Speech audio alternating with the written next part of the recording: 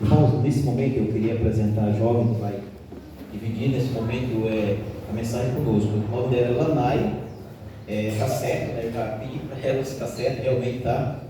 Entendeu? Ela é de Manaus, amiga da irmã Cláudia, do irmão Marcos, né? Você vê que Manaus tem feito a diferença aqui na Igreja do César, louvado seja Deus. E hoje, para a honra e glória de Deus, a Lanai aceitou o desafio, né? De estar aqui hoje conosco, uma jovem, né? E que vocês possam realmente ser abençoados através da mensagem que essa jovem vai trazer para nós hoje. Que Deus possa estar aqui, o homem desapareça, né? E Deus cresça nesse momento, que a mensagem venha realmente para a honra e glória de Deus e para o nosso aprendizado. Então eu quero deixar para a Lanai nesse momento o microfone e vai ser com ela nesses momentos.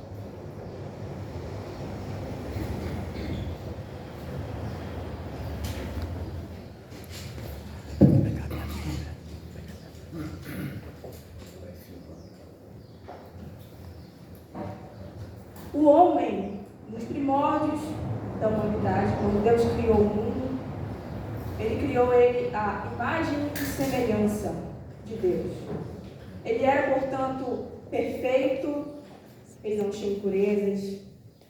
E o homem, ele convivia com Deus. Ele estava com Ele, falava com Ele, conversava com Ele. Ele tinha uma intimidade com Deus. E agora eu vou pedir para que vocês abram as suas Bíblias em Gênesis 26.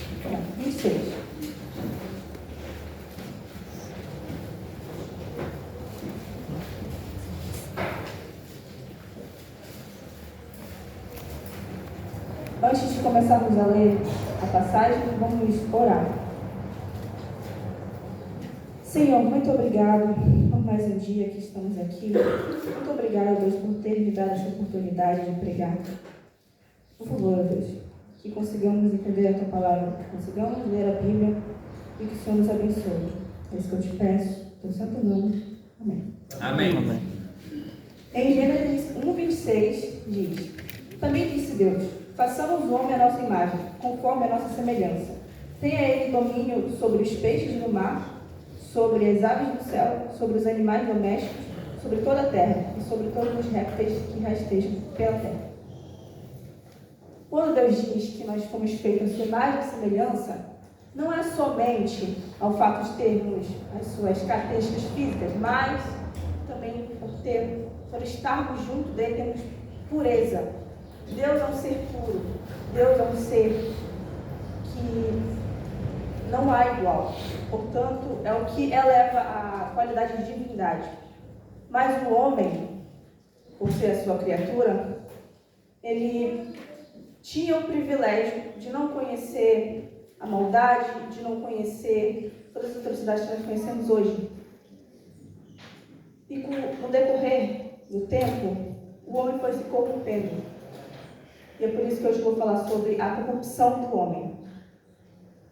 A corrupção do homem começa pelo primeiro estágio, que os antigos gregos, eles tinham como função da sua mitologia explicar a natureza. Diferente da religião, eles utilizavam de deuses para explicar: hoje choveu, hoje o mar estava revolto por causa do deus tal. Então eles não tinham como utilidade da mitologia conectar o homem com Deus. Apenas Deus sendo alguém alheio ao homem. Mas a religião não. Deus, quando ele chegou a esta terra, ele viu que o homem, ele já havia estado longe dele. E o exemplo claro disso eram os fariseus. Naquela época, a igreja, ela era totalmente amparada sobre as leis que algumas vezes os sacerdotes colocavam como o sábado, por exemplo, que você não podia nem sequer ajudar um pobre, você não podia sequer ajudar a sua mãe a fazer uma coisa, você não podia fazer nada, você não podia nem comer. Algumas vezes, não podia fazer várias coisas. E Deus chegou e falou: não é assim. Se alguém está doente e precisa da minha ajuda, por que eu não vou ajudá-lo? Então Deus chegou e ele percebeu que o homem, ele colocou acima da lei de Deus a sua lei. E aí começa a primeira fase da corrupção do homem. O homem, quando ele pecou pela primeira vez, que Eva ofereceu o fruto a Adão, eles conheceram o bem e o mal. E a sua natureza, ela foi decaída. Eles se tornaram imperfeitos e impuros. E o coração do homem predominou agora não mais a vontade de Deus, porque antes Deus estava em seus pensamentos, Deus estava em seu coração, e acima de tudo, era o que o homem queria para si, era o que ele priorizava. Mas agora, com o pecado, ele se colocava ele acima de tudo, até mesmo de Deus. O problema que foi decorrendo, que hoje nós vemos, principalmente das pessoas da minha idade, que são jovens, são os adolescentes, é que nós não queremos a vontade de Deus na nossa vida. Nós muitas das vezes colocamos o amigo, colocamos as ideologias, o político, o favorito, colocamos certas práticas acima de Deus e do querer de Deus. E eu venho aqui dar esse depoimento porque eu já passei por tudo isso. Eu não estou aqui na frente pregando para vocês porque eu decidi de uma hora para outra. Não. Deus, ele foi construindo a minha vida. Ele foi mostrando para mim que certos caminhos não eram certos. E mesmo que eu continuasse persistindo e continuando a pecar contra ele, ele me mostrou que esse não era o caminho certo. E infelizmente ele mostrou da pior maneira. Mas o importante é que eu aprendi e hoje estou aqui para compartilhar com vocês o processo que leva o homem a deixar as maravilhas de Deus, a paz que ele nos proporciona para um caminho de hedonismo. Agora eu quero que vocês abram as suas Bíblias em Gênesis 3 e vamos ver o capítulo 8, versículo 1 a 8.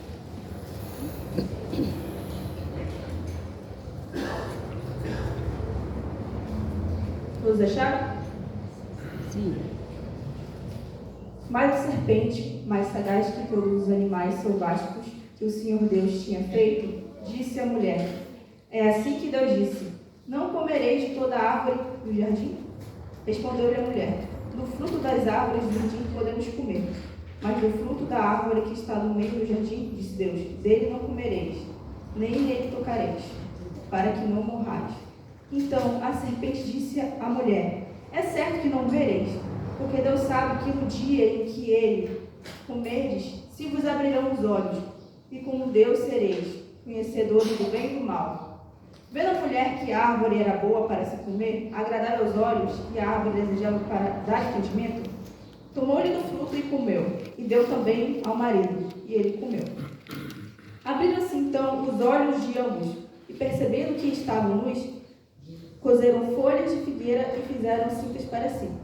Quando ouviram a voz do Senhor Deus, que andava no jardim pela viração do dia, esconderam-se da presença do Senhor, o homem e sua mulher, por entre as árvores do jardim. Então o primeiro sentimento que o homem sentiu após pecar foi o medo de Deus, e por isso eles se esconderam. Nós podemos perceber que hoje esse medo ele ainda reflete muitas atitudes que acabam causando e destruição nas nossas famílias, nas nossas vidas. Por exemplo, o bandido, quando ele vem à sua casa e rouba tudo que você tem, todos os seus pertences, ele é covarde. Porque ele vem à sua casa quando você está dormindo, quando você está indefeso, e rouba todos os seus bens, todos os bens que você passou a sua vida inteira trabalhando para conseguir, para poder prover à sua família uma casa, um lar, um conforto, e ele vem e destrói assim, do nada.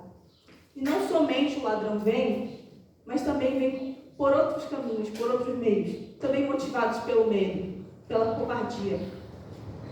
Hoje, nos nossos lares, por exemplo, nós podemos ver que existem algumas coisas inofensivas, algumas atitudes que nós passamos assim, olhando e refletindo, não tem problema. Eu acho que isso aqui não vai causar nenhum problema para mim, para minha família. Mas com o decorrer do tempo, ele se demonstra como um meio que Satanás usa para atacar a nossa família. O exemplo disso são as músicas. Eu sei que vários de vocês aqui têm filhos adolescentes, ou alguns são crianças, ou até mesmo vocês escutam, mas a música mundana, a música secular, ela tem, sim, um perigo muito grande. Porque hoje nós vemos que a mensagem dessas músicas, elas não refletem em nada o caráter de Deus. Elas refletem os valores da sociedade.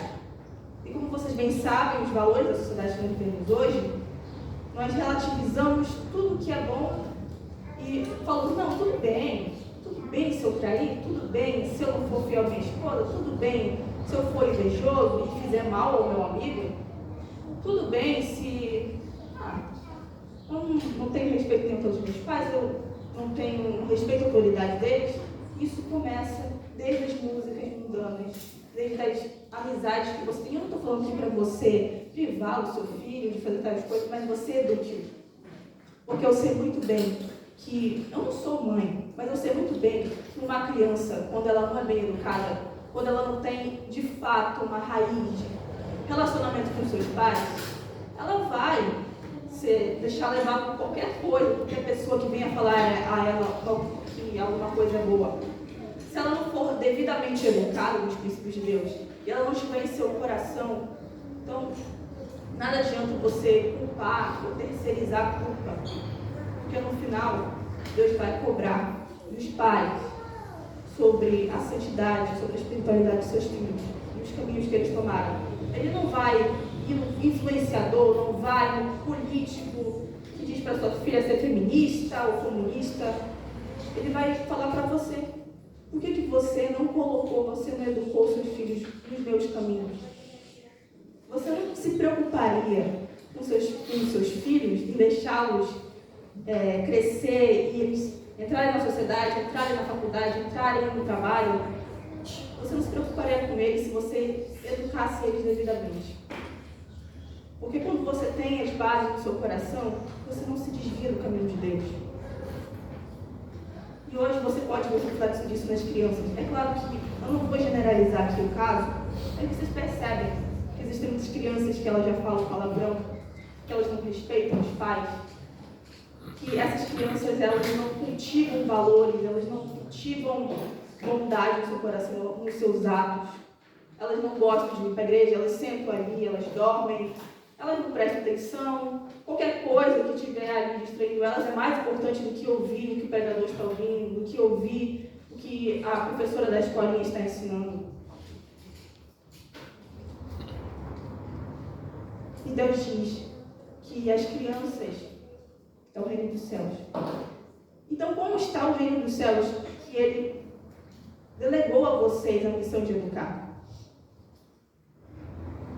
Vocês amam realmente os seus filhos? Então eduque-os.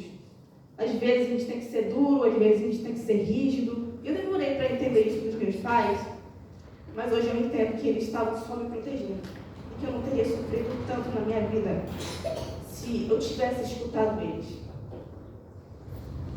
E outra questão agora, que eu tenho estudado muito, inclusive é um assunto que eu gosto muito de estudar nas minhas horas vagas, que é sobre política, sociologia, antropologia. E eu vejo que é um meio muito deturpado, que é um meio muito politicamente engajado.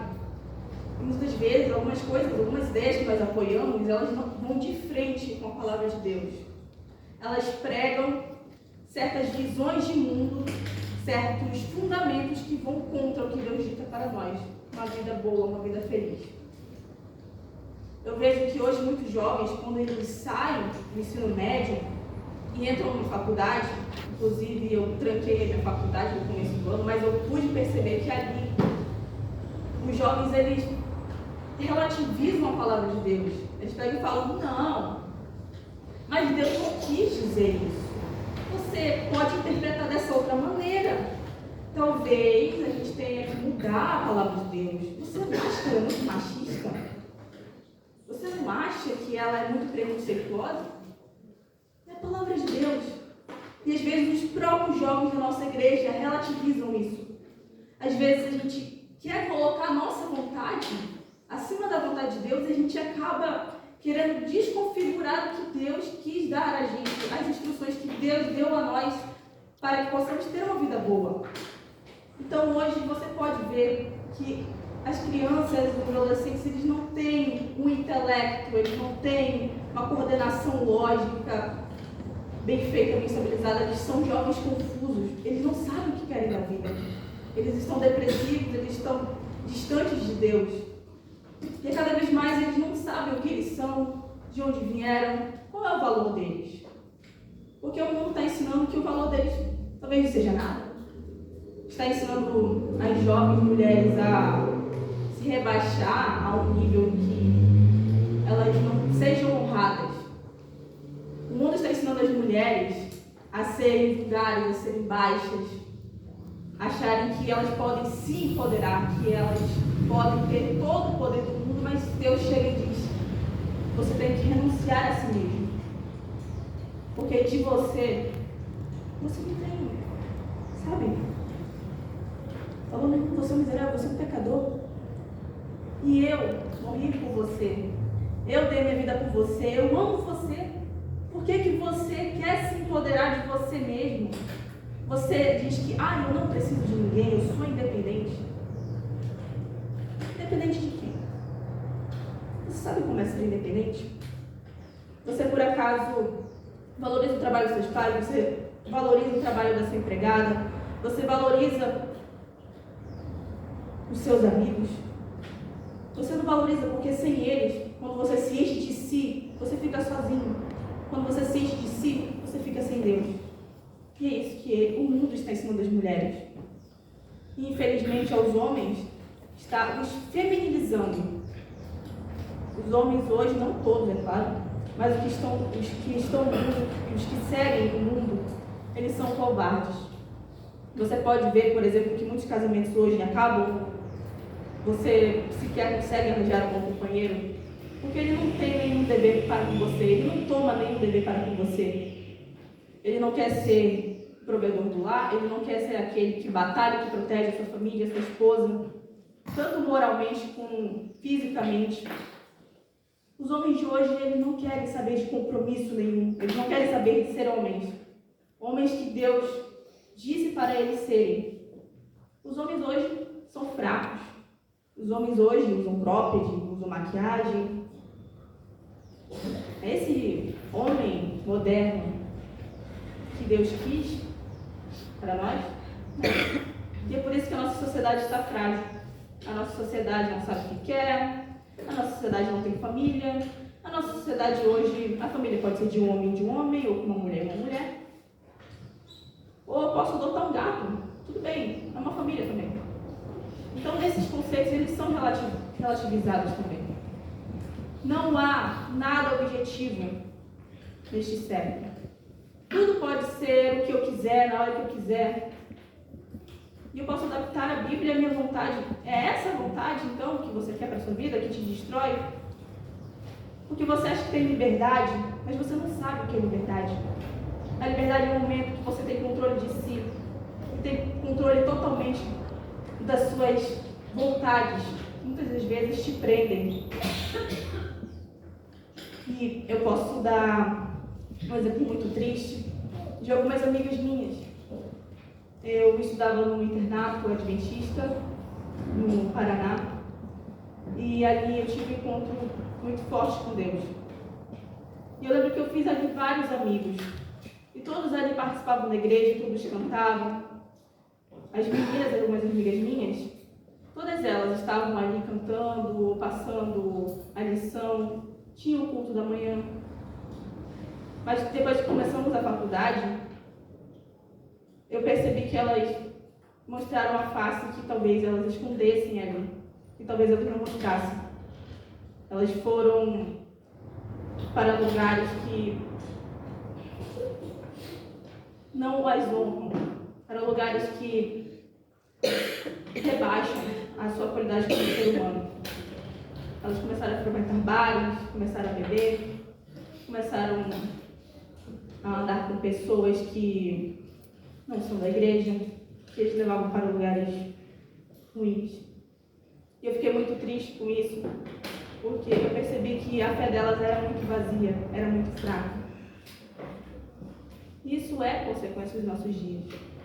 Porque nós temos, inclusive os jovens, um coração muito fraco, uma fé muito fraca.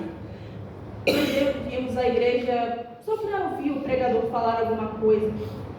Nós não viemos à igreja para poder escutar o que Deus realmente tem a nos falar nos nossos corações. Nós viemos à igreja só para, tudo bem. também, eu tenho que ir para a igreja mesmo. Não. Nós temos que vir à igreja para poder escutar o que Deus tem no nosso coração, para podermos melhorar todos os dias. Porque nós ainda somos pecadores, nós continuamos pecando. E quando continuarmos nessa terra, nós vamos pecar. E a igreja, e vir para a igreja, estar com os irmãos, estar em comunhão, fazer oração, serve para fortalecer a nossa fé em Deus. Agora eu vou pedir que vocês abram a Bíblia de vocês em Romanos 3, 13 até 18.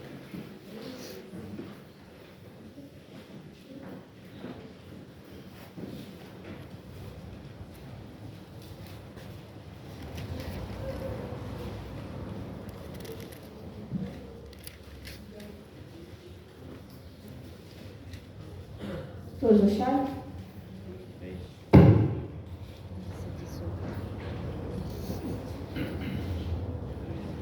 A garganta deles é sepulcro aberto, com a língua urda e engano, veneno de víbora está nos seus lábios. A boca deles tem cheia de maldição e de amargura. São os seus pés velozes para derramar sangue. Nos seus caminhos há destruição e miséria. Desconheceram o caminho da paz. Não há temor de Deus diante de seus olhos. Eu gosto muito de ler Romanos e Eclesiastes. Eu posso dizer que são os meus livros favoritos da Bíblia. Porque eles têm um teor mais reflexivo. E que você olha que muitas vezes os erros que as pessoas cometiam antes, os pecados, os vícios, são os mesmos que nós cometemos hoje. E o reflexo da nossa juventude hoje é essa. Porque eu conheço, e infelizmente eu já vi, já presenciei, jovens que são assim, não tem temor algum a Deus, não tem temor algum a qualquer autoridade. A autoridade da vida deles é eles. Hoje, nossos jovens, quanto mais distantes da igreja, eles estão mais distantes dos pais, eles são assim. E é interessante você ver, quando você interage com algum deles, você leva a palavra a algum deles. Eles dizem, não, estar nessa religião é ruim, a religião de vocês é ruim. Porque hoje os jovens têm uma visão do cristianismo de que você ali vai deixar de aproveitar toda a sua vida para ser uma pessoa sem graça, para ser uma pessoa que, não faz nada de útil na vida. É isso que os jovens veem hoje no nosso cristianismo. Infelizmente, eles tornam o cristianismo falam o cristianismo de forma pejorativa. Hoje, se você for a uma universidade federal, não só aqui no Brasil, mas nos Estados Unidos, em Oxford, por exemplo, que é uma grande universidade, ali eles barram palestrantes que vão falar sobre Deus, ou palestrantes que são cristãos. Hoje, se vocês estão acompanhando a política, tem um projeto de lei que está querendo barrar que as pessoas falem sobre Deus na internet. Então, o cristianismo hoje não é apoiado pela maioria dos jovens, principalmente quando se trata dos Estados Unidos e da Europa, porque ali não tem mais a base da família. Infelizmente, isso está se perdendo por lá também. A maioria dos jovens ou larga a igreja, ou é ateu, vive uma vida totalmente dos próprios prazeres. E eu vejo que muitos deles têm um ego muito inflado, porque todas as vezes que eles sofrem, e eles sofrem, mas eles sabem que sofrem, eles sabem que devem procurar ajuda, mas eles continuam no mesmo pecado. Eles estão tão cheios de si que eles não têm coragem de vir pedir a Deus perdão. E eles dizem, não, eu não preciso pedir perdão a Deus. Ou alguns dizem, Deus não existe. Por que você está falando isso? É uma coisa tão retrógrada estar na igreja. E às vezes o cristão, que ele é jovem e está nesses meios, ele é perseguido. Existem jovens, até mesmo aqui no Brasil, e quando eles vão à universidade e eles pregam sobre Deus, eles falam que muitas das coisas que os universitários defendem hoje em dia são erradas, eles são perseguidos dentro da própria escola. Eles fazem baixo-assinado para que esse aluno seja expulso. E muitas das vezes a gente fica tão frio na na fé que a gente pensa, Deus ainda vai demorar para voltar. Deus não vai demorar para voltar. Deus já está perto de voltar. Se você for perceber todas as coisas de ruim que acontecem ao nosso redor, ao nosso envolto, que acontecem lá fora em outros países, Deus está voltando, Ele está dando sinais. Então, porque muitas vezes nós tratamos Deus não como se Ele fosse uma pessoa real, como se Ele fosse nosso amigo, mas como se Ele fosse um Papai Noel. A gente chega para Ele, pede alguma coisa para Ele e depois vai embora, tudo certo. Agora, a gente não chega para Ele e ora, dedica a Ele algum tempo no nosso dia, e ora e conversa com Ele. E chega para Ele e fala, Deus, eu estou tão aflito, hoje aconteceu tanta coisa na minha vida e eu estou com tanta vontade de chorar, mas eu tenho que segurar, porque eu não quero que meus filhos me vejam chorando, eu não quero que os meus filhos me vejam nessa estado de fragilidade. Por favor, Deus, limpa o meu coração, liberta ele dessa angústia. A gente não tem essa conversa com Deus. A gente tem essa conversa com o nosso amigo, a gente tem essa conversa com o nosso vizinho, mas e com Deus? A gente não trata Deus como se fosse nosso amigo. Nós temos distanciamento de Deus. Muitas das vezes, quando nós estamos aflitos e nós não temos para quem contar, é exatamente para Deus que você deve expor as suas fraquezas e fragilidades. Mas nós não fazemos isso. Agora, sobre todo o processo até chegar o nível em que o homem diz, Deus não existe. Muitas vezes os ateus eles usam de argumento que Deus, se ele existisse, Ele não permitiria que tudo que há de ruim nesse mundo acontecesse, porque se Ele é bom, por que deixa as coisas ruins acontecerem? Não é mesmo? Mas a questão não é essa. O mundo, ele por si só já é corrompido. O homem por si só causa sua própria desgraça. Então, todas as vezes que a sua família estiver desmoronando, todas as vezes que acontecer alguma coisa de ruim com você, reflita se não foi isso uma maldição, uma coisa ruim que você causou a si mesmo. Porque, infelizmente, nós destruímos os nossos relacionamentos, nós destruímos os nossos relações com a nossa mãe, com o nosso pai. E nós sofremos depois das consequências e a gente pergunta a Deus, por quê? Por que isso está acontecendo comigo? E Deus, talvez, Ele chegue para você e diga, mas eu não fiz nada. Eu te dei livre-arbítrio para você escolher o que você quiser. E você escolheu se destruir. Você escolheu trazer destruição para o seu lar, para a sua família. Então, respondendo à pergunta dos ateus, não é Deus que permite que se Deus é amor, eu vou permitir que toda a maldade aconteça, então eu subir. Não. É você que está causando isso, é o pecado que está causando isso. Não é Deus. Deus não tem culpa nenhuma dos nossos erros, das nossas falhas. Agora, outro argumento que muitas vezes nós escutamos é, nossa, você é tão certinho, né? Eu nem me lembro da vez que você estava na rua, estava bebendo, estava pecando e agora você quer ser santo? Eu já escutei isso. Porque quando a gente está no processo de conversão, Satanás, infelizmente, ele tenta atrapalhar isso. Ele tenta de todas as formas te arrancar dos braços de Deus. Satanás, muitas das vezes, ele percebe que nós temos vontade genuína de mudar. E quando nós começamos, nós damos o passo inicial para essa mudança, Satanás vai lá e te traz provações. E ele, às vezes, manda um amigo que você achava que era seu amigo mesmo, que, nossa, naquele tempo ele me apoiava, mas agora ele só me critica. Ele só fala, nossa, você mudou, você está diferente, você não anda mais com a gente, você acha que nunca gostou da gente. Então, Satanás, ele usa de artifícios emocionais. Às vezes, ele usa também de golpes baixos, porque ele sabe das suas dificuldades, ele sabe dos seus vícios mais profundos, ele sabe qual é o seu calcanhar de Aquiles. Então, muitas vezes, você está na fé, está tranquilo, e do nada vem a provação. vem aquela tentação.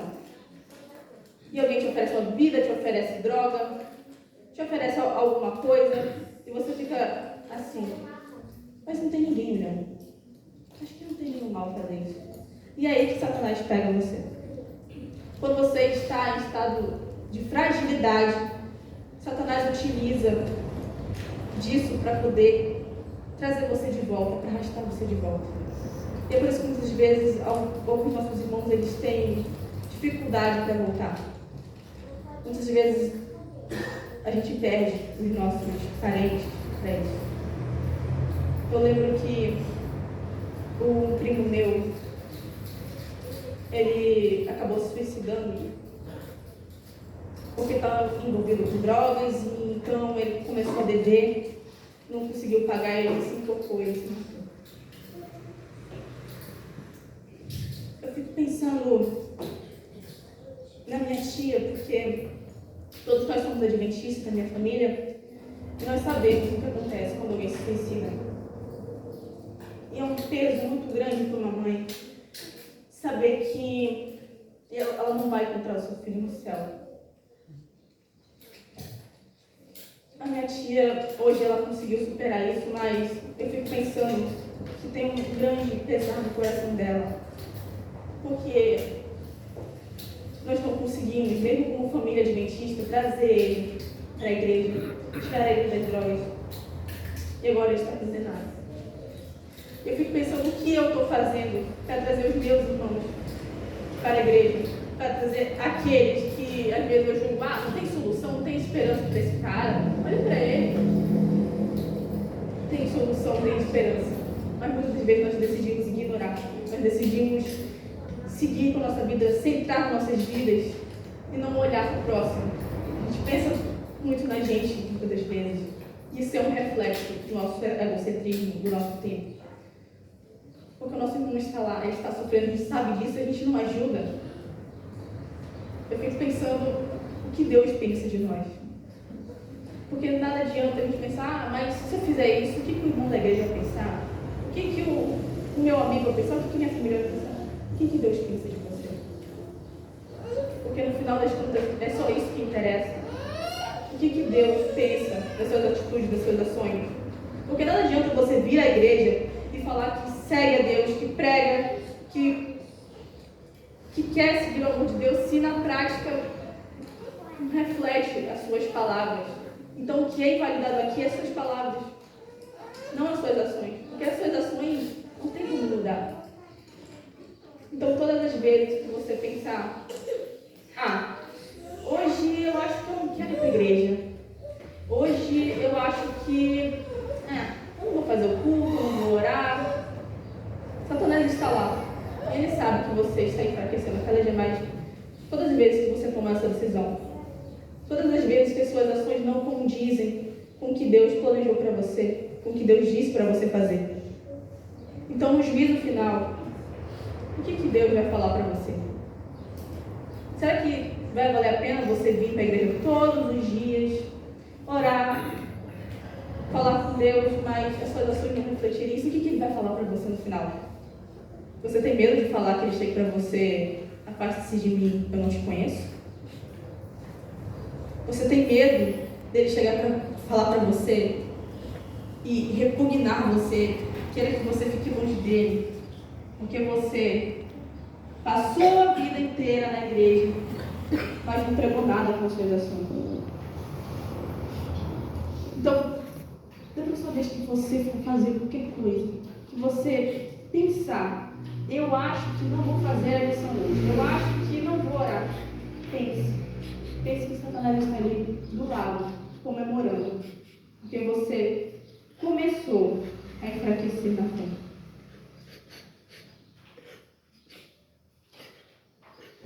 Eu quero que vocês abram agora o livro de vocês em Apocalipse 18.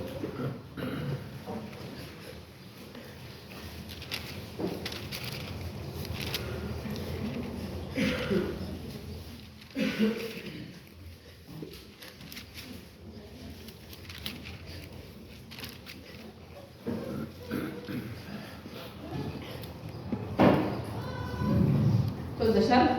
Apocalipse 18.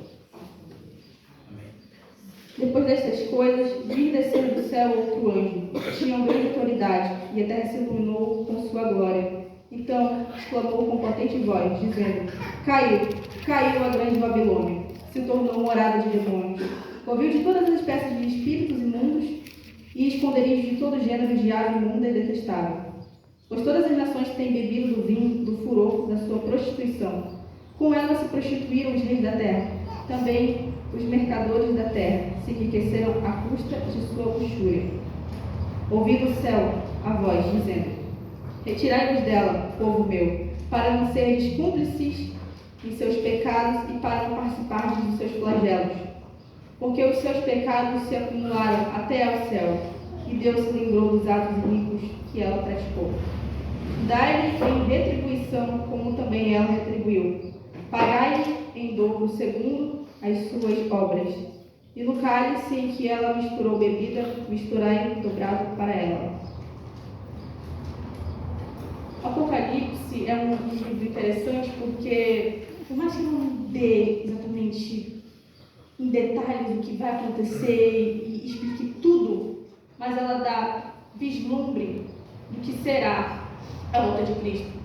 E Deus usa uma linguagem muito metafórica, mas daqui a gente pode entender que vai chegar um tempo em que nós vamos ter que abrir mão de tudo que nós temos aqui nas cidades.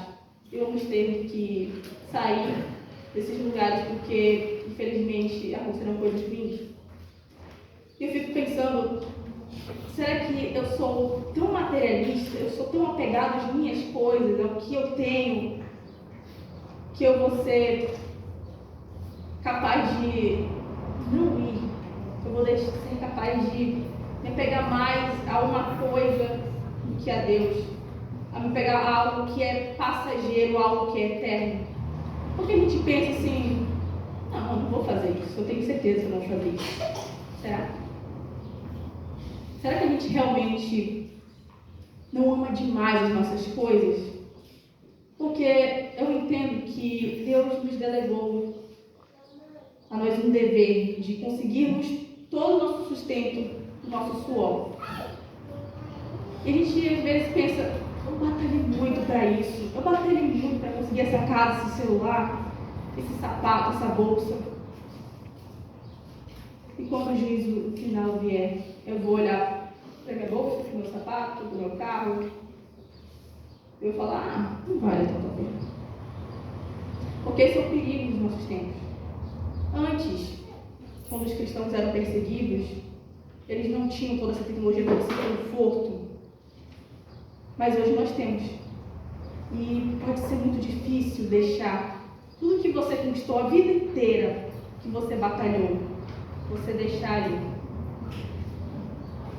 E eu lembro da mulher de Ló, nessa hora, que ela virou uma estátua de sal.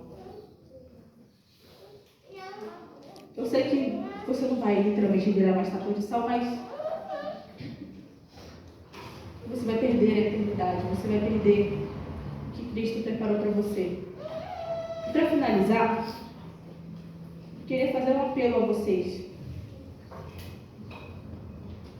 Que vocês olhem para Cristo não como uma divindade que está distante de você, mas que você olhe para Cristo como alguém que está próximo de você, uma pessoa que ouve você, que fala com você e muitas vezes você não percebe, mas ele fala com você. Eu quero que você trate a Cristo como você trata alguém que você ama muito, alguém que você quer cuidar, alguém que você quer estar próximo. Porque no final, quando não tiver ninguém do seu lado, quando todo mundo estiver te julgando, apontando os seus erros e só ver coisas ruins em você, é só Ele que vai estar com você ali te ajudando.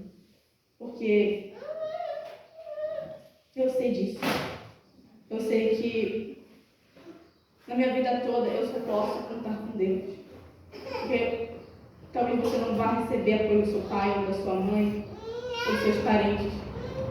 Talvez eles te abandonem, talvez você fique completamente sozinho. Talvez você chore todas as noites, você não consiga dormir. pensando que você não tem valor nenhum. Mas Deus, Ele está com você. E Ele quer que você siga porque Ele o ama. Agora, vamos cantar o hino Castelo Ponto.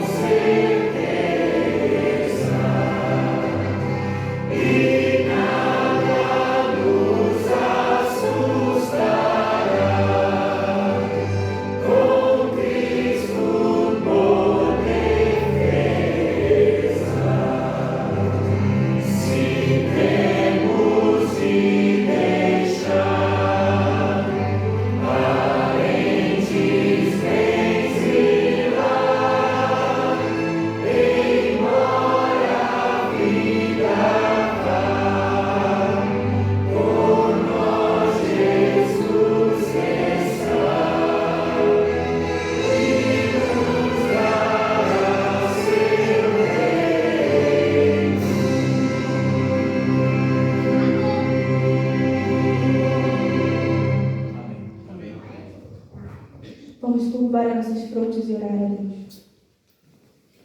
Senhor, muito obrigado pelo sábado que tivemos hoje. Muito obrigado pelo culto. Muito obrigado pela mensagem. Por favor, Deus, dá-nos um coração, Deus, mais próximo de Ti. Um coração mais amável, um coração mais obediente. Por favor, Deus, que nós consigamos construir um relacionamento contigo. Um relacionamento tão sólido que nenhuma influência, nenhum mal, nada, Deus, venha nos abalar. Amém, Senhor. Por favor, Deus, agora que nós estamos vivendo em momentos finais, Deus, que estamos esperando a Tua vinda, dá-nos força, Deus, para continuar resistindo. Que nós não deixemos, Deus, a Tua palavra, não deixemos que o inimigo entre em nossas casas. Que ele não nos destrua nossos filhos, nossos irmãos. Por favor, Deus, que nós sejamos pessoas que verdadeiramente amam o seu próximo, verdadeiramente cuidam. E agora, Deus, que vamos para nossos lares. Cuida de nós, Deus, que nada de mal venha nos afligir, nada de mal venha nos acontecer. Abençoa, Deus, cada um aqui, cada um que tem dores, cada um, ó Deus, que tem seus pesares em seus corações. Cada uma pessoa, Deus, chora no seu mais íntimo, de todas as dores, que só venha aliviar, ó Deus, que só venha confortar essas dores. É isso que nós pedimos, Santo Deus. Em teu nome. Amém. Amém, Senhor. Amém.